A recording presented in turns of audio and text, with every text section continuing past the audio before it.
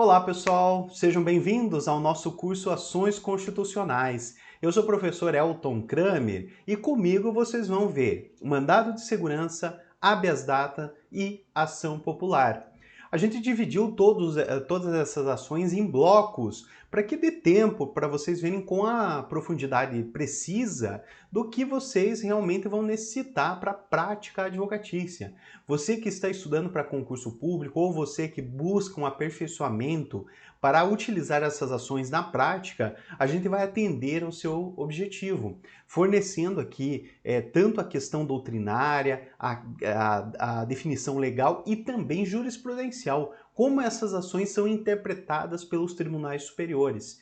E no final de cada uma dessas ações a gente vai colocar um modelo salientando o que você deve colocar nessas peças. Por que isso é muito importante? Porque muitas vezes você vê no livro a respeito da ação popular, mas na hora de você montar a ação, você não pode não estar tão familiarizado se você deve trabalhar com tal termo, se você deve abrir um tópico para isso, qual é o tipo de pedido que você não pode esquecer nessas ações. Então veja, se o nosso curso é voltado para a prática advocatícia, é claro que a gente tem que colocar um modelo para que vocês realmente compreendam essas ações como elas devem ser confeccionadas. Tanto eu quanto o professor Marcelo Bertasso temos experiência naquilo que a gente vai propor para vocês. Eu trabalhei muito tempo como advogado privado, depois advogado público municipal e hoje eu sou procurador do estado do Paraná. Então, diuturnamente, eu tenho utilizado tanto de um lado quanto do outro essas ações. Então, mandado de segurança já fui impetrante, já advoguei para o impetrante e também hoje a gente advoga para a parte impetrada, ou seja, a gente defende os interesses da fazenda pública. Ação popular também é uma ação super corriqueira que muitas vezes você, cidadão, pode ajuizar sem precisar legitimidade alguma de outro ente, de outro órgão, mas apenas você sendo cidadão brasileiro. Você também pode utilizar. E é uma ação que deveria ser mais usual, mas infelizmente ela não é. E a gente precisa então ter essas particularidades bem definidas para a gente não entrar com uma ação errada, de repente ter um direito latente e você ingressa com a ação equivocada e acaba perdendo, né, aquele direito por um desconhecimento processual, né? A gente sabe que nem todo mundo vai conhecer toda a parte do direito, mas a gente tem que ter um conhecimento mínimo básico para o exercício da advocacia. E o professor Marcelo Bertasso também tem uma experiência como juiz, de ver aquilo que deu certo, aquilo que não deu e trazer para vocês também essa visão do Poder Judiciário. Então, se eu pego a função da advocacia, tanto privada quanto a pública, o professor Marcelo vem do outro lado dar a visão do Poder Judiciário. Então, um curso super completo, espero que vocês gostem e a gente vai iniciar então nossa aula falando sobre o mandado de segurança. Sempre eu inicio essa aula, que eu vou gravar curso sobre mandado de segurança, eu tenho que falar das características. Que tipo de ação a gente está falando? O que é o mandado de segurança? Acompanhe comigo. Quando eu falo mandado de segurança, eu estou falando de um procedimento especial. Então não é uma ação como outra qualquer. Ela não segue o procedimento comum do Código de Processo Civil. Veja algumas particularidades. Primeiro, eu tenho uma lei especial sobre o mandado de segurança, que é a Lei 12.016 de 2009. É uma lei que eu tenho muito carinho por ela, porque é uma lei que quando eu fui fazer o processo seletivo para ser professor da PUC do Paraná, caiu exatamente essa lei. Então eu dei uma aula, a primeira aula inaugural na Pontifícia Universidade Católica do Paraná, para depois eu me tornar professor naquela universidade, eu apresentei uma aula sobre a Lei 12.016. Então eu tenho muito carinho por ela, né? Tem coisas que marcam e essa é uma lei que eu tenho muito carinho. Por quê? Primeiro, por esse motivo, e segundo, é uma lei especial, é uma lei que estabelece um regime especial da ação constitucional de mandado de segurança. Primeira característica que essa lei estabelece é que a ação de mandado de segurança não é ajuizado contra um ente personalizado, você ajuiza contra uma autoridade pública. Então, quando você vai, na verdade, você nem utiliza o termo demandar, você usa a impetrar. Você vai impetrar um mandado de segurança contra a autoridade pública. Então você esquece o órgão, a pessoa jurídica do qual a autoridade pública pertence, mas sim vai mirar naquela autoridade determinada. Vai adentrar na figura da personalidade jurídica, por exemplo, da União, do Estado ou do município, vai encontrar um órgão e nesse órgão vai ter uma autoridade pública que tem um cargo público. E essa autoridade que vai poder corrigir essa ilegalidade ou esse abuso de poder. Então, nesse caso, a ação vai ser o quê? Proposta contra essa autoridade pública. Nós não temos, então, a figura tradicional do réu como uma pessoa jurídica ou pessoa física, mas sim como uma autoridade pública. Primeira característica. A segunda, eu tenho que ter direito líquido e certo e evidente. O que isso significa? Que eu não posso ter um direito que seja controvertido. A situação fática do mandado de segurança, ele tem que ser líquido e certo. Se eu depender de uma instrução probatória, seja prova testemunhal, seja prova pericial, eu já não posso utilizar o mandado de segurança. Eu posso utilizar qualquer outra ação que tenha a instrução probatória, mas não o mandado de segurança. Eu só posso impetrar no mandado de segurança se eu tenho direito líquido e certo evidente. Veja, essa controvérsia ela pode existir na parte jurídica, ou seja, existir uma divergência sobre a interpretação da lei. Agora, a parte fática ela tem que estar bem demonstrada a ponto de não depender da instrução probatória. Isso significa direito líquido e certo. Depois a gente vai se aprofundar um pouquinho mais sobre isso. Terceira característica, não há defesa ou revelia. Porque aqui no mandado de segurança você não está ajuizando uma ação buscando a citação do réu. Tanto é que você vai ter uma autoridade pública que vai ser notificada para prestar informações.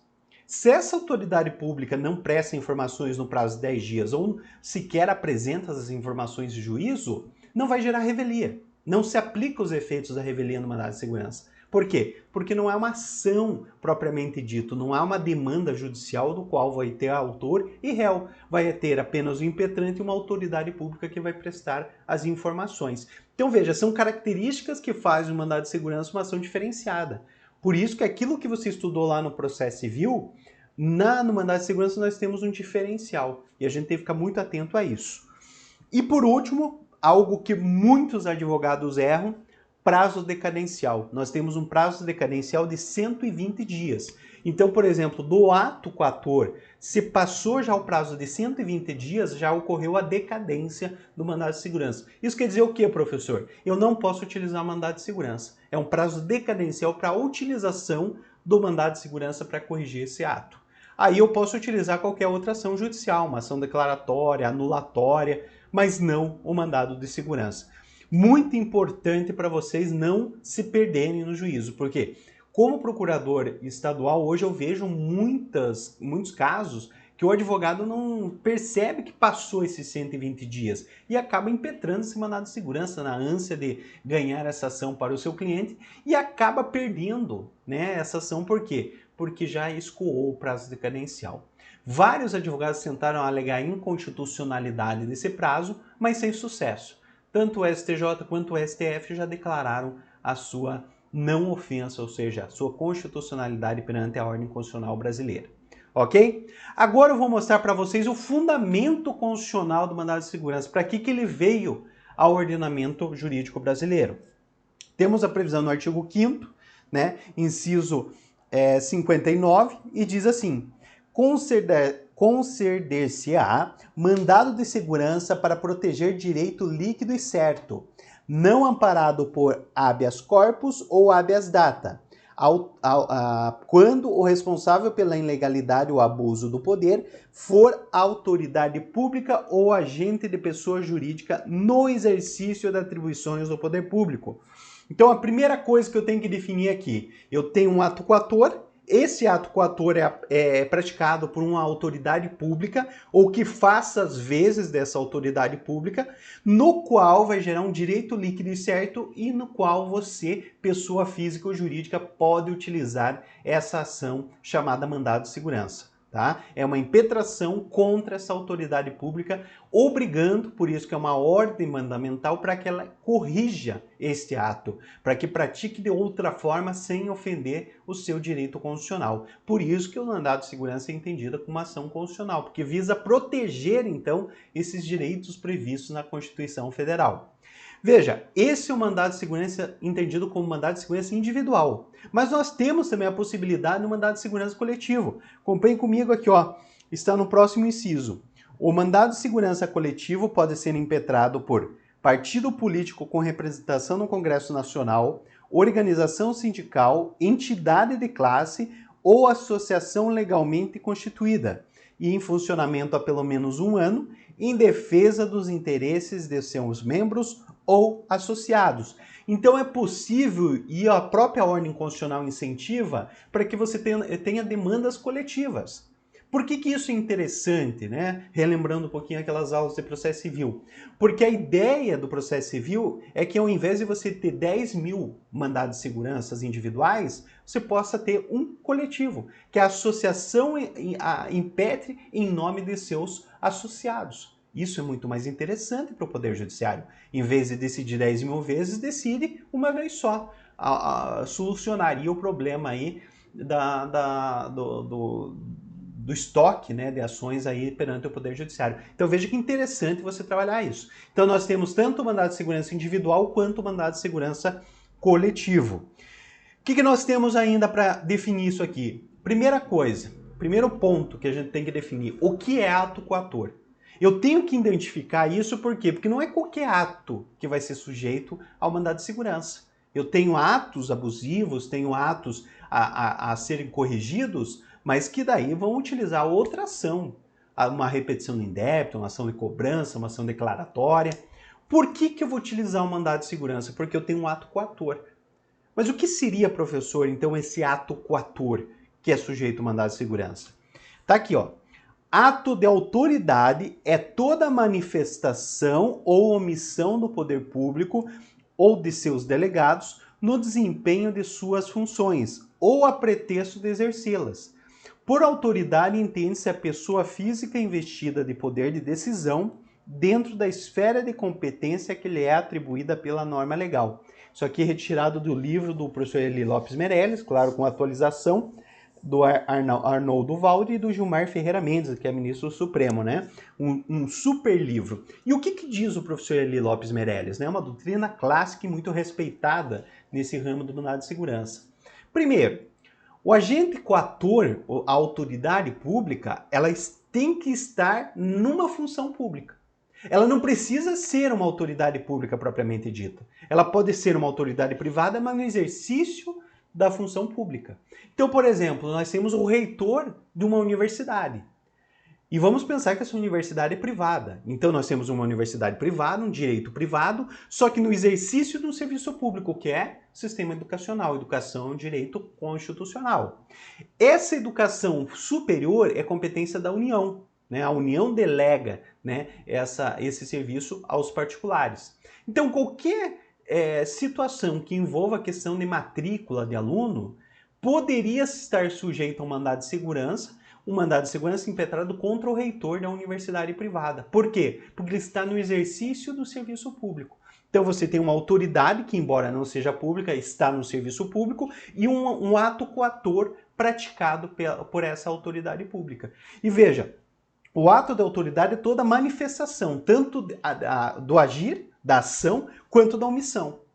A omissão também pode ser corrigida pelo mandado de segurança. Deveria agir dessa forma e não agiu. Então eu posso determinar que ele haja. Então é uma possibilidade de você utilizar o mandado de segurança e, se utilizar, você tem que definir bem isso na tua peça. Quem é a autoridade pública? Por que a autoridade pública? É privado, mas está no exercício público, então você tem que descrever isso na tua peça. É um requisito do cabimento do mandado de segurança. Aonde ocorreu o ato coator? Qual é o ato coator? Qual a data que ele ocorreu? Até para o efeito decadencial de 120 dias. Se você não deixar isso aí bem delimitado, há uma probabilidade grande do Poder Judiciário não aceitar a tua ação, né? Dizer que é incabível, que não tem direito líquido e certo, e você perde toda a sua ação. Então não é uma ou duas vezes, não é raro acontecer, o Poder Judiciário simplesmente não receber o mandado de segurança. A gente chega lá, vai prestar as informações, claro que fazendo essa leitura da parte jurídica, a procuradoria vai dizer isso aqui está errado, não é cabimento do mandado de segurança, isso aqui depende de dilação probatória. Se o juiz assim entender, você perdeu a tua ação. Então é importante você definir os requisitos, embora eu leia, coloque jurisprudência, fique um pouco abstrato, mas na tua peça tem que estar bem delimitado, ok? Há uma diferença grande no chamado ato material e ato intelectual. O que é o ato intelectual? É aquele poder de agir que existe da autoridade pública em ter praticado o ato e poder corrigi-lo. Nem todo mundo que pratica a última etapa do ato é que vai responder pelo mandado de segurança. Por exemplo, nós temos o juiz que determina que seja feita uma desapropriação ou uma reintegração de posse ou uma ação de despejo. Quem deu a ordem foi o juiz, mas quem vai executar essa ordem? O oficial de justiça. O executor é o oficial de justiça, mas eu poderia impetrar um mandado de segurança contra o oficial de justiça? Claro que não. Por quê? Porque o oficial de justiça é mero executor do ato. Então, somente pode ser passível de mandado de segurança o ato praticado pela autoridade competente que pode revisar esse mesmo ato. Veja essa decisão interessante que eu separei para vocês, a diferença de ato material e ato intelectual. Uma decisão do STJ e diz o seguinte: sabe-se que no mandado de segurança a autoridade coatora é aquela que ordena a execução do ato impugnado e quem cumpre a ordem é o mero executor. Portanto, como o ato coator emanou do CNJ, o presidente do tribunal não tem legitimidade para figurar no polo passivo da ação mandamental. Aqui um pouquinho mais complexo, por quê? Porque houve uma ordem do CNJ e o presidente do tribunal regional apenas cumpriu, apenas executou esse ato. Aí veio determinada pessoa, impetrou o mandado de segurança e disse: eu não concordo com o ato. Mas qual ato? A execução ou a emanação do poder? Então, o mandado de segurança deveria ser impetrado contra o presidente do CNJ e não contra o presidente do Tribunal Regional. Vocês conseguiram compreender? Porque há situações que você consegue identificar claramente. O primeiro exemplo que eu passei para vocês do oficial de justiça e o juiz ficou claro, né? Mero executor e quem emanou a ordem. Agora, a situação pode ser tão complexa que você tem que ter um raciocínio um pouquinho mais aprofundado para você conseguir identificar quem realmente emanou aquele ato, aquela decisão que você está impugnando. Porque é ele mesmo que vai ter o poder de revogar essa decisão com uma ordem concedida no mandado de segurança. Tá? Então é muito importante porque na tua peça você tem que deixar isso claro. Você tem que trabalhar para deixar o juiz confortável a conceder a liminar. Porque aí, se ele ficar confuso, ficar em dúvida, ele vai ouvir a outra parte, vai tardar e só lá na sentença ele vai conseguir tomar uma posição. Então você tem que deixar muito claro isso aqui para evitar de você perder essa ação. O cabimento, então a lei, no artigo 1º da Lei do Mandado de Segurança, diz o seguinte: conceder-se-á mandado de segurança para proteger direito líquido e certo, né, um direito que não depende de dilação probatória, não amparado por habeas corpus ou habeas data, né? O habeas corpus e o habeas data vocês vão ter um módulo sobre eles, então o mandado de segurança nesse termo ficaria residual, né? Tudo que não cabe habeas corpus e habeas data talvez seria o caso do mandado de segurança. Sempre que ilegalmente ou com abuso de poder, aqui os dois requisitos que vocês devem provar na peça. Então esse ato é um ato coator, por quê? Porque ele é ilegal ou ele foi praticado com abuso do poder. Né? Abuso do poder você vai ter um sentido, mas você abusou desse poder, você foi além do limite estabelecido pela lei. Qualquer pessoa física ou jurídica, pouco importa se é uma empresa ou é uma pessoa física, sofrer violação ou houver justo receio de sofrê-la, né? Que aqui o mandado de segurança também pode ser preventivo, não podemos esquecer disso. Por parte de autoridade, seja de que categoria for e sejam quais forem as funções que exerça, né? Aí você identifica como autoridade pública. Então é muito importante essa identificação para você não se perder, para você não faltar a comprovação, a demonstração desses requisitos na sua peça do mandamus, ou seja, do mandado de segurança. Também podemos utilizar o mandado de segurança para combater omissão, ou seja, a autoridade pública deveria agir e não agiu, né? Se omitiu. No caso de omissão, Então essa omissão ela pode ser corrigida pelo mandado de segurança. Aqui diz o STJ, configura-se o ato omissivo pela recusa da autoridade em praticá-lo. A falta de resposta a requerimento que lhe foi dirigido, seja concedendo ou negando o pedido em prazo razoável, caracteriza a omissão da autoridade apontada como coatora. Então, tanto a ação quanto a omissão ela pode ser objeto do mandado de segurança. Então, eu tenho que receber aquela resposta, né, um julgamento no processo administrativo disciplinar. Por exemplo, eu estou nessa novela se eu vou ser demitido ou não do serviço público. Como que eu posso obrigar a autoridade a julgar, né, o presidente da comissão do processo administrativo disciplinar? Eu posso obrigá-lo. Se passou todos os prazos legais, ele não definiu, ele não julgou, eu impetro o mandado de segurança combatendo essa mesma omissão da autoridade pública. Então, obrigando. E o juiz pode dar um prazo de 10, 15, 30, 60 dias, conforme o caso, né, para que a autoridade julgue. A gente utilizava muito isso, eu utilizei como procurador municipal e também como advogado privado no ramo tributário, eu utilizei muito, impetrei muito mandado de segurança contra a Receita Federal, porque nós tínhamos lá pedidos de compensação que ficavam anos, né, para serem julgados na Receita Federal. O que eu fazia? Esperava um tempo, passava todos aqueles prazos regimentais, a Receita Federal não dava o posicionamento, mandado de segurança, impetrava o mandado de segurança na Justiça Federal, porque a autoridade pública é federal, e impetrava pedindo um prazo de 30 dias para o julgamento. O juiz, em liminar mesmo, já determinava que a autoridade julgasse aquele pedido de compensação. Dissesse sim ou não, mas deveria entregar a decisão, porque é um direito nosso ouvir, né, e ter conhecimento se a decisão é pública. Agora, pessoal, então a gente já sabe quando cabe o mandado de segurança. A gente já tem esses requisitos previstos na lei. Agora eu preciso saber quando não cabe, né? Onde a lei fala que não é cabível o mandado de segurança, onde é vedada a sua utilização. O próprio artigo 1º, parágrafo 2º, diz que não cabe mandado de segurança contra os atos de gestão comercial praticados pelos administradores de empresas públicas, de sociedade economia mistas e de concessionários de serviço público. Obviamente, se você tiver uma gestão comercial, ou seja, ele não está no exercício da função pública, né? Porque você pode ter empresas estatais que emanem ato essencialmente público, como por exemplo uma licitação, um concurso público, mas pode ter uma gestão comercial, por exemplo, algo que define o seu produto, o preço do produto, por exemplo, o Banco do Brasil, a Caixa Econômica, ao ponto de definir a sua tarifa de cobrança dos seus usuários. É uma gestão comercial, é um ato tipicamente privado. Então esse ato não está sujeito ao mandado de segurança. Agora, uma definição dentro de um concurso público de chamada e preterir vagas pode ser objeto sim de mandado de segurança, porque ali você tem uma função pública. Muito importante para vocês não confundirem, porque não é todo ato praticado por uma empresa estatal que é um ato público, né? Pode ter atos privados, tanto que se misturam. Aí eu preciso identificar se esse ato é público ou se esse ato é privado. Muito importante. Também não cabe, né? O artigo 5º da lei fala que não se concederá mandados de segurança quando se tratar, primeiro, de ato do qual caiba recurso administrativo com efeito suspensivo, independente de caução.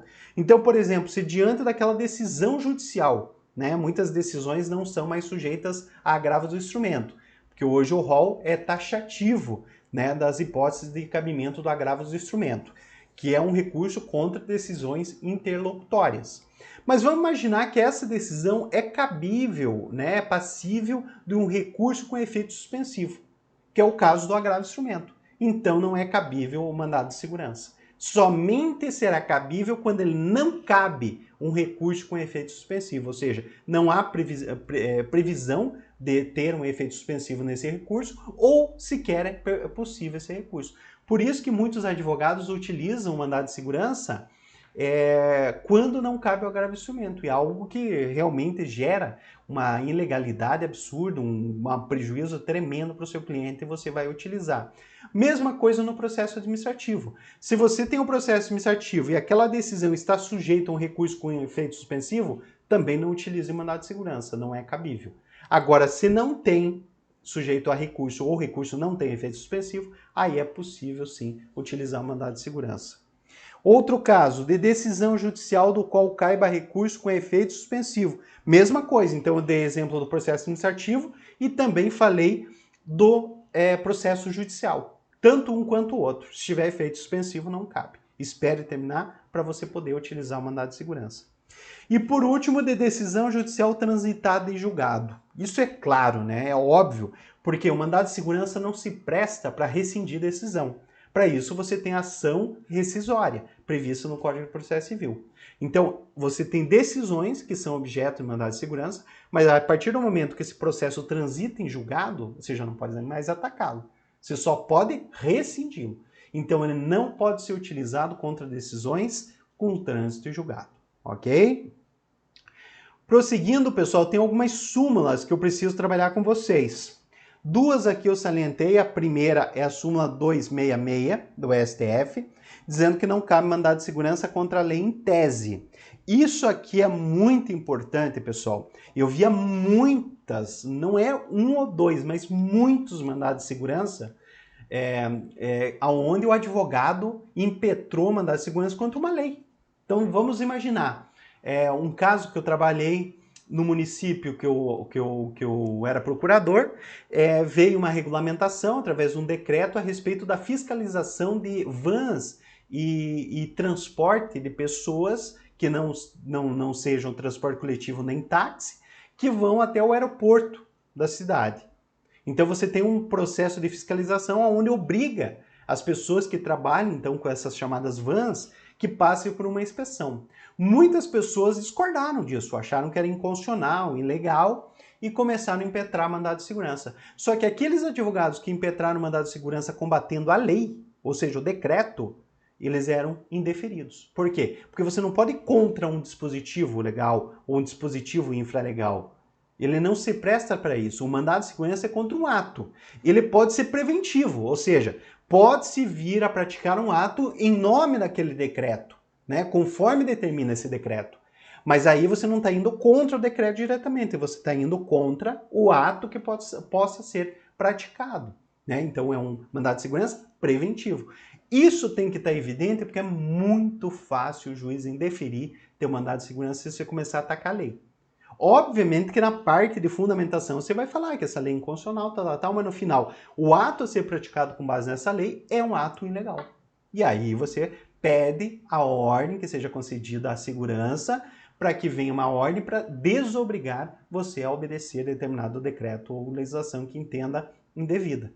Então veja, é muito diferente essa situação. E isso pode estar entre a berlinda de ser aceito ou indeferido ter um mandado de segurança. Muito importante nesse caso. Aqui eu coloquei um exemplo para vocês, uma jurisprudência do STJ, que diz o seguinte: no pertinente à impetração da ação mandamental contra a lei em tese, a jurisprudência dessa Corte Superior, embora reconheça a possibilidade de mandado de segurança invocar a inconstitucionalidade da norma como fundamento para o pedido, não admite a declaração de inconstitucionalidade. Constitui ela própria o pedido autônomo, tal como aqui formulado na inicial. Então você não pode, no âmbito do mandado de segurança, buscar ou pedir inconstitucionalidade da norma. Você pode pedir que reconheça e com base nisso declare que aquele ato é ilegal. Aí tudo bem, é uma forma indireta, então você pode invocar a inconstitucionalidade na parte fundamentativa, na fundamentação da ação. Agora você não pode colocar como pedido que se declare inconstitucional essa lei. Não, isso aí não é função do mandado de segurança. Isso aí é a função da ADIM, que é a ação declaratória de inconstitucionalidade, a DPF, representação de inconstitucionalidade no TJ, tudo isso, mas não no âmbito do mandado de segurança. Então eu não posso utilizar o mandado de segurança contra a lei em tese. Muito bem. Outra súmula muito importante que eu separei para vocês é a 429, também do STF.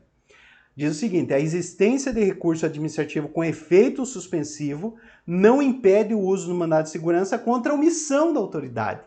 Porque veja, o recurso com efeito suspensivo suspende aquela decisão. Mas como que você vai suspender algo que é omisso? Ele já está suspenso, ele já não foi praticado. Então, por razão óbvia, né, até dispensaria a existência da súmula, Mas é bom você conhecer, porque pode ser cobrado em concurso, enfim, pode acontecer algum caso concreto. Mas se for um caso de omissão, você não aplica. Você pode até existir recurso com efeito suspensivo que não vai se aplicar nesse caso, porque ele já está omisso, ele já está inerte. Eu preciso que ele se mexa, que ele pratique esse ato, né? Então, obviamente que não se aplica essa vedação. Muito importante.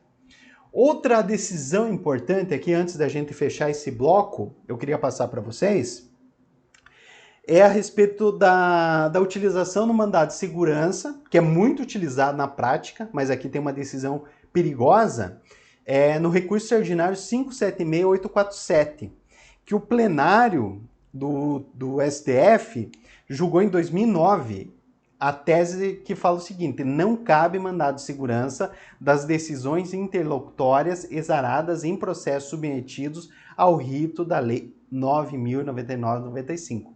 Ou seja, que não é possível utilizar o mandado de segurança contra decisões no âmbito do juizado especial. Olha que perigoso isso aqui, né, pessoal? Mas enfim, a decisão que encontrei lá, não encontrei reforma ou alteração dessa decisão, só que a prática demonstra a utilização dela, e muito, né? Mas veja aqui, a Lei 9.099 está voltada à promoção da celeridade no processamento e julgamento de causas cíveis de complexidade menor. Daí ter consagrado a regra da irrecuabilidade das decisões interlocutórias, inarredável. Não cabe, nos casos por ela abrangidos, a aplicação subsidiária do CPC sob a forma de agravo de instrumento, ou uso do instituto do mandado de segurança. Daí diz o tribunal que não afronta o princípio da ampla defesa, vez que decisões interlocutórias podem ser impugnadas quando da interposição do recurso nominado. Uma decisão super importante, pelo menos para vocês terem conhecimento, embora se utilize muito. Eu utilizei já várias vezes no juizado, principalmente no juizado da Fazenda Pública. Então tomem cuidado, só que existe essa decisão. E o que me parece que não foi revogado, pelo menos não encontrei. Se vocês encontrarem e mandarem o feedback, eu posso retificar depois no curso. Mas enfim, é isso que nós temos até o momento. Vou terminar esse bloco para não ficar muito longo, para vocês não ficar um curso cansativo. E no próximo eu vou falar mais decisões judiciais que acataram mandado de segurança contra atos de autoridade pública. Aguenta lá que eu já volto.